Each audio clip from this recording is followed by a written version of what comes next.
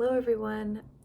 Today I'm making a video that is somewhat similar to the 23 books in 2023 kind of tag trend that's going around. I recently just watched Renee's That So I Read This Book and Katie James do theirs, and there was a lot of overlap of what was on my TBR as well. And as I was doing it and trying to make a list, I mean, I have over 100 books in my apartment that I need to read that I haven't read, as embarrassing as that number is. And so it was really hard to narrow it down to just 23.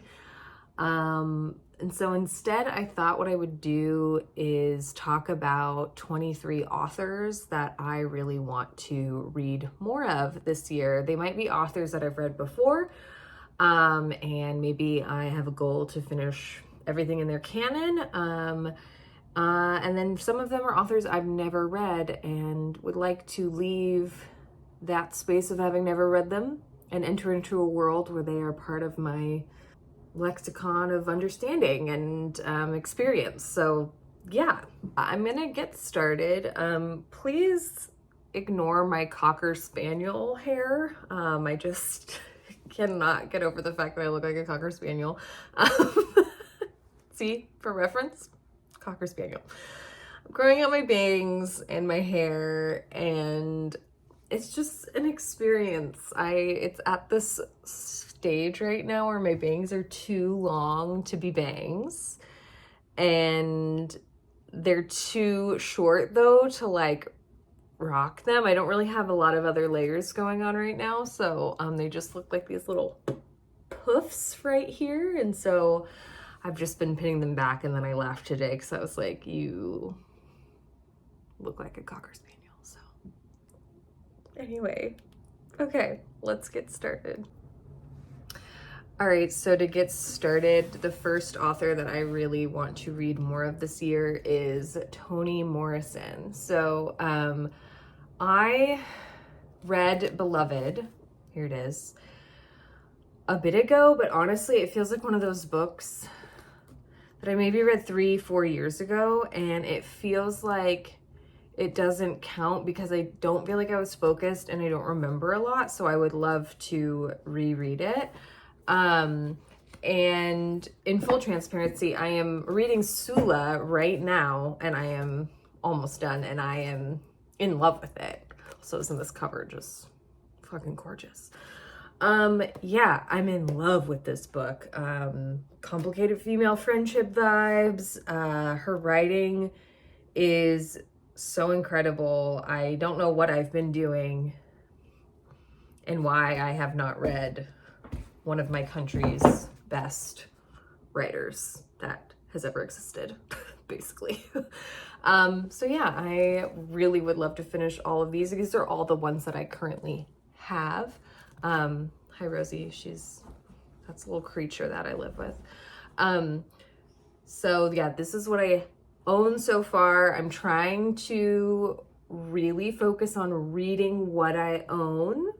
So for now, until I finish all of these, I probably won't let myself buy another Toni Morrison unless I find like a really cool vintage cover of one or something, but I'm gonna try and not do that. Okay, next on my list is Fernanda Melchor. I have not ever read anything by her, although I have had Hurricane Season in my possession for maybe 6 to 9 months now. I don't remember. And I know they came out with another book called Paradise earlier last year, I think. The years are all blending together. I don't know. But yeah, I would love to read her work. I've heard it's intense, a little scary, but that has oftentimes those books end up being some of my favorites. So very, very much looking forward to reading her work. I realized maybe this would be better if it was in some form of alphabetical order, but it's not. I'm just throwing authors at you willy-nilly, so hope that's okay. Next one is Clarice Lispector. I have read books by her. So book singular, I should say. I read The Hour of the Star last year and it was one of my favorites, and her writing is absolutely otherworldly. And so I am very eager to get to more of her work. I found a used copy of this sometime last year, The Passion According to GH. So I have this in my possession, and it will probably be the first Lispector I get to next. And I'm very, very excited to read more of her. Next is another author who I've read one work by, and that is Carson McCullers. I read The Member of the Wedding last fall. It was kindly bought for me by Rebecca when I was visiting her in New England, and it was such an incredible book. Carson McCullers is an American writer, Southern Gothic style, and this is supposed to be her most famous work, and I've had it probably on my shelf for like 6 months and really need to get to it, and excited to read more by her. And I want to read more Carson McCullers because I also want to pick up this. And I feel like I don't want to read this autobiography until I've got a couple of her main works read. I think I'll get more meaning from this. So yeah. Okay, so next up is May Sarton. As you all know, last year I read The Journal of Solitude, and it was one of my favorite books of 2022, and it was my first May Sarton I read. It was an incredible introduction, and I'm really excited to read what else is out there. I currently own 2 books by her, and then this anthology of journals, novels, and poetry. And so I got this anthology mostly for her poetry because it's just selected works from her journals and novels. But I would love to explore her poetry and then continue to read more of her journals. I currently own Recovering, which I believe is her journal about when she is kind of figuring out how to recover from depression, a breakup, and it looks like she had a mastectomy. And so this is her journal around that time. But before I do that, I actually am going to make myself buy these this year. I want to read Plant Dreaming Deep and House by the Sea because I know there's like, you don't have to read them chronologically, but those are somewhat written before Recovering, I think. So I'd like to do that. And then I also recently found this at a used bookstore for like $2. And it does The Small Room by May Sarton. This is a fiction work by Sarton that I would love to get to, and it's a novel about a woman in academic life set on the campus of a New England college. And so I just feel like we love a campus novel. I think that would be interesting to read, and I just love this old cover. Okay, and next is Magda Sabo. So I read Abigail for the first time last year, and it was one of my favorite books of 2022. You're seeing a trend here. A lot of these people I read for the first time last year, and now I'm like, I want to read more. And so I have 2 of Sabo's works. I have The Door and Catalan Street. And I also know New York Review of Books is republishing The Fawn, which is another one of her works. So very much want to read these. I've heard amazing things about The Door from Batuman's Little Idiot, and I know that Ben Green is doing a book club with this, so lots of people are into it, and I'm really loving this renaissance of this Hungarian author. Okay, next up, since we're kind of in the New York Review of Books area of my bookshelf, is Leonora Carrington's The Hearing Trumpet. Sarah at C. Sarah Reed just mailed this to me because she happened to have 2 copies. So thank you so much. I was like on my to buy list. So I'm really excited to read some Leonora Carrington. I'm expecting it to be surreal and strange, and if it's anything like her art. Deborah Levy talked about it in her book Real Estate. She kind of talked about this book a lot, and so that made me want to read it even more. Okay, I don't even know what number I'm on in authors. Are we keeping track? How long am I gonna let this go? Is Virginia Woolf, obviously. I read Mrs. Dalloway last year. I actually just finished To the Lighthouse like a couple weeks ago. It was my first read of 2022. wow, sorry, 2023 was my first read of 2023, and these are the current other Virginia Woolfs that I own that I want to get to. We have Jacob's Room and The Waves. Actually got both of these when I was in New England. And yeah, they are some classic Woolf I want to get to. Orlando is on my list as well, but I am in no rush to read through Woolf. I really want to savor her because her books are so thinky and full of so much that she's not someone that I want to read constantly. I really want to read one of her books and then like spend months thinking about it, maybe even a year thinking about it. So we'll see, but I really do want to read more Woolf.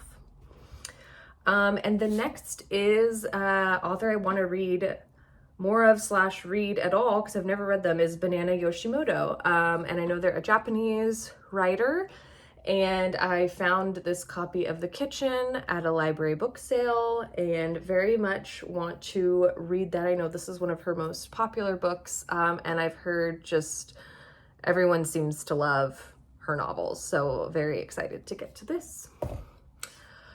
All right, and then next up, another author that I can't believe I haven't read at all is Jeanette Winterson. I have never read any Jeanette Winterson. I really want to read Written on the Body, maybe in February. Some like Valentine's Day spiciness. I don't know, is that dumb? Yeah, I really want to read both of these. Written on the Body and Oranges Are Not the Only Fruit. I've just heard the way that she explores sexuality and queerness is really special, and I am just very much looking forward to reading Jeanette Winterson and having read her. I can't believe I haven't read her. Okay. Next is Christa Wolf. Christa Wolf is a East German author who wrote a lot during the Soviet occupation of East Germany and under a lot of censorship. And so I have 2 of her works, The Quest for Krista T and the novel No Place on Earth. This is sort of a historical fiction taking place in the 1800s, and then this one is one that's set in the 60s or 70s, sorry, in East Germany. So excited to read both of these and just to kind of get to know this author more. Okay. Next up is Mieko Kawakami. I've had Breasts and Eggs on my shelf for quite a long time, and my friend Amanda, who's in my IRL book club, said this is one of her favorite books she's read recently, last few years, so that motivated me to get to it more. And I know that she's a really seminal author in Japan, and specifically about Japanese women writers and their perspectives. So yeah, I very much want to get to this year, and I also just think this cover is stunning with the pink. Okay, the next is our queen, our god, We Shall Bow Down, Elena Ferrante.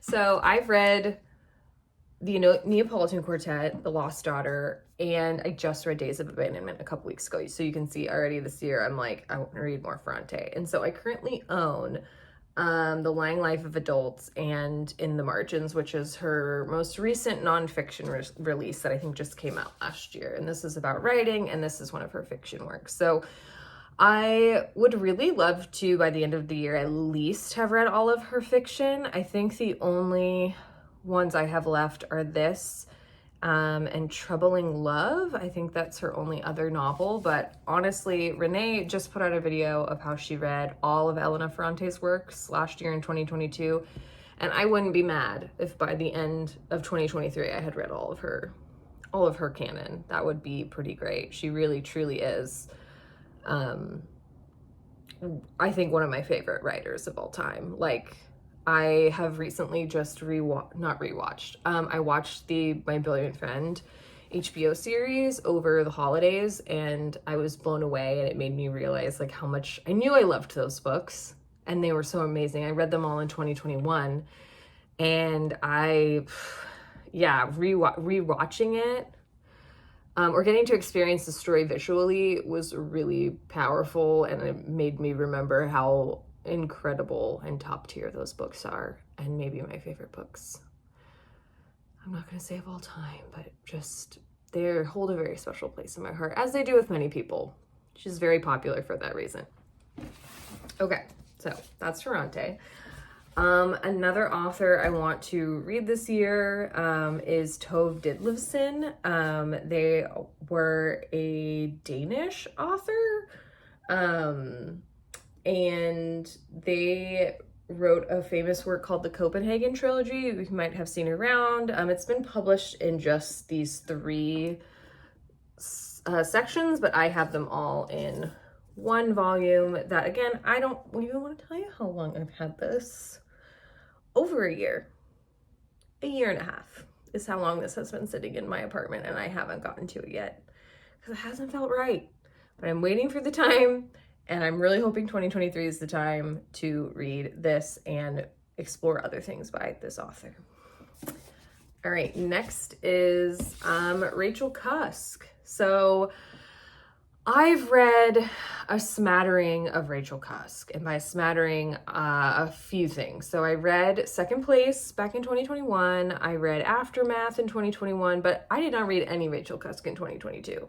But I did just finish Outline last week, and I did really like it. I thought that I really think her writing is so smart and like it's almost like scary. Like it's like she's very observant.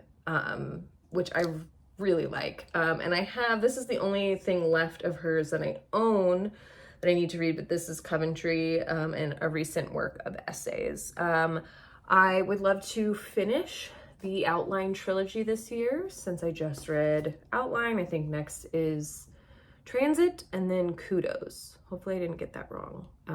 So yes, here's to more Cusk this year. All right, we're just gonna keep powering through.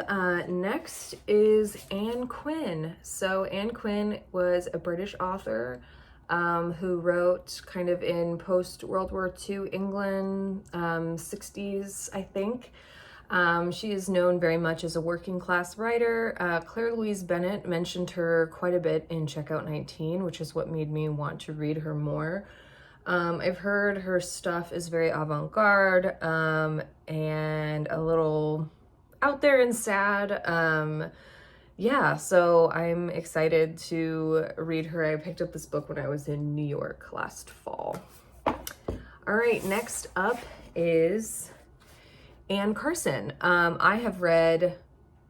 The only thing I have read by Anne Carson is The Beauty of the Husband, and a lot of it went over my head. And so I've been a little bit nervous to read her because I really don't know very much about classics. However, I have heard that Autobiography of Red is a good place to start. You know, I'm hoping to explore more of her this year. I have a feeling I'm really gonna love Autobiography of Red. I just need to get in there and read it and not be overwhelmed. All right, next up is James Baldwin.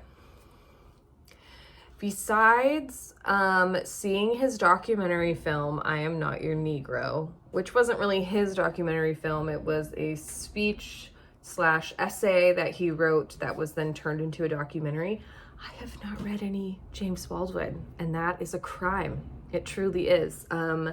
So I have in my possession a work of fiction by James Baldwin, Go Tell It on the Mountain, and a work of an essay, The Fire Next Time, which is also one of his most famous essays.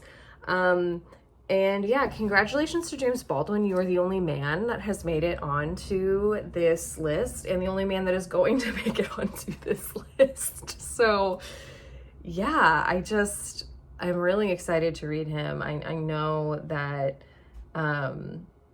he's a really important author, specifically from the country I grew up in, America. So yeehaw.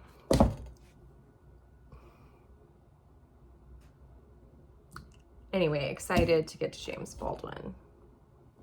All right, I have no idea what number I'm at, so this is gonna be 23-ish.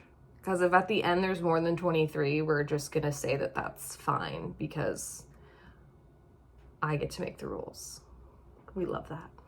Okay, I think this is the last of authors that I actually physically own some of their books or have some of their books in my possession at the moment. And the next is Shirley Hazard. So I actually have this out from the library right now. This was recommended to me. I'm sorry, I can't remember who recommended it, but when I was asking for warm books set in warm settings by the ocean, The Evening of the Holiday was recommended, and Shirley Hazard's been on my radar. I actually have a copy of The Transit of Venus coming to me in the mail that I got used. And she's really interesting because she has lived all over the world, and so a lot of her books are set all over the place. She has books set in Japan, I think Australia, and then a lot of books set in Italy because she lived in Italy for a really long time. And it made me excited to read more of her work because after reading Ferrante, and I read some Natalia Ginsburg last year as well, I really am fascinated by Italian writers. I would like to read, these don't count by the way, Italo Calvino and Domenico Starnone, and then one that does count is Elsa Morante. So I would love to read Arturo's Island by Elsa Morante, and I know she's written some chunkier books as well. I think one's just called The History, and she had a really interesting experience being Italian and Jewish, and a lot of her writing talks about her characters hiding outside of Rome during World War II, and so I'm very excited to read her for the first time. Next is Annie Ernaux. So I have only read Happening and The Possession by Annie Ernaux, and The Possession is so short. I mean, so is Happening. But I would love, in my wildest dreams, to read all of Annie Ernaux this year. Seven Stories Press is selling this set of Annie Ernaux books, and I want to buy them. Even though I really shouldn't, I really want to buy them, and I want to read all of them. They're just so pretty, and I love the consistency of like having all of them in my possession and then being able to like throughout the year, like maybe once a month, pick one up. I know a lot of them are on the shorter side. And just really spend a good chunk of time with Annie. That would be absolutely lovely. And, you know, the more I say it, the more I'm like, I'm gonna buy these. Seven Stories Press, help, want to send them to me? They're like, no. It's fine. I'll just buy them myself. Yeah, and I could library all of them, but I really want, she's one of those authors that I definitely see myself annotating in her books, and I want to own them. I want to have them in my home. So we'll see. I'm still thinking about it. My birthday is early in the year, so I'm like, it's a couple months to my birthday. Can I wait? Can I wait to buy them then? Will that make me feel more responsible as an adult? I don't know. Anyway. I would also love to be able to read more Olivia Laing this year. I own a copy of The Lonely City. I have owned it for an embarrassing amount of time, and I would love to read more of her. Katie James is really, I think, turning all of us into more Olivia Laing readers, so thank you, Katie. I know this book is specifically about loneliness and how she explores the loneliness of other writers and artists, and she writes a lot about art, so very much looking forward to picking up more Laing in 2023. Okay, another author I want to explore in 2023 who I have never read before is Iris Murdoch. I have heard a lot of Iris Murdoch talk, yes, that rhymed, from Rebecca and her friend Lindsay. Their Instagram is in and of. and it's really inspired me to want to read some Iris. I have not read anything by her. I am not even sure where to start, but my hope is by the end of the year, I will at least read one of her books so I can kind of start learning about who she is as a writer.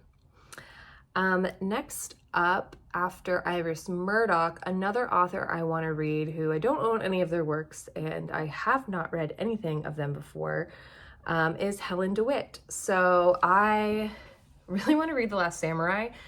I've heard it's just such a classic, and it's so funny because when I heard about that book, I was like, isn't that like cheesy, slightly racist Tom Cruise movie of some sort?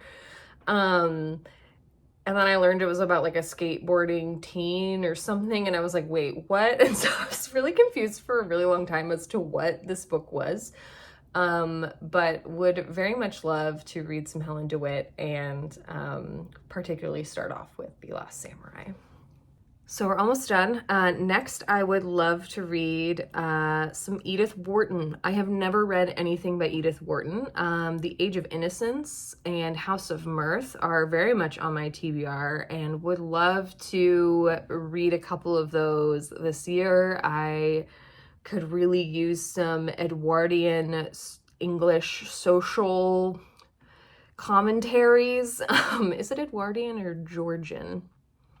I'm not sure when they were written. I know early 20th century. So yeah, I would love to get on that Edith Wharton train and read more of her this next year. Another author I would love to read for the first time is Dorothy Baker. So she wrote the book Cassandra at the Wedding, which is something I have heard a lot of talk about, and I have been told it's incredible and I have to read it. So I'm like, okay, Dorothy Baker, who are you? Let's be friends. Last but definitely not least is Ariana Harwitz. They wrote a book, a set of 3 books, I think, that are out by Charco Press, which I really like. They do a lot of South American writers and translated work from South America. So very excited to read more of her. I've heard really good things about this pseudo trilogy. I really know very little about it, but would love to be introduced to her work. Okay, folks, there you have it. 23-ish. If I go back and count, I think that was more than 23. We might be at 24, 25. It's fine. Writers that I would love to read this year. There's some old haunts, some new folks. I am really excited to explore all of these authors, and excited to talk to you about all of it along the way. So those are my plans for 2023. Hopefully by the end of this year, my hair will be longer and so will my bangs. That's the goal. Truly, truly. Yeah. All right. Hope you all have a lovely rest of your day, and I'll talk to you later. Bye.